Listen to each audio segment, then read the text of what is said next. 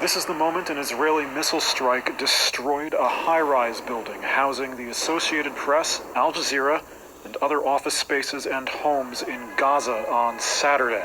The owner of the building and journalists here are pleading on the phone with an Israeli intelligence officer who warned them the attack was coming and to evacuate. Al Jazeera's correspondent Wael Al-Dadou reporting that they didn't have time to grab their equipment. Israel says the building housed assets belonging to Hamas's military intelligence, the latest of many such attacks that Israeli forces say are a response to the thousands of Hamas rockets fired toward Israel in the last few days. Meanwhile, the civilian toll of the conflict and civil unrest across Israel and the Palestinian territories is mounting. There are fears that Gaza's only power station may run out of fuel within days, and foreign aid is starting to trickle in.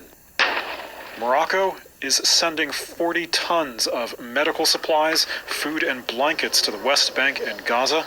Egypt is also sending ambulances into Gaza to try and bring Palestinians back to Egyptian hospitals.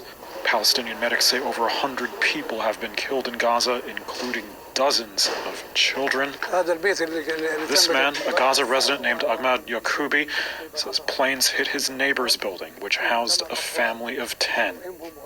Mark Riedman lives across the border in the town of Ashdod, Israel. At least 9 people have died in Israel, also including children. There was an explosion, a hard one. We had a rocket hitting our building. We live over here.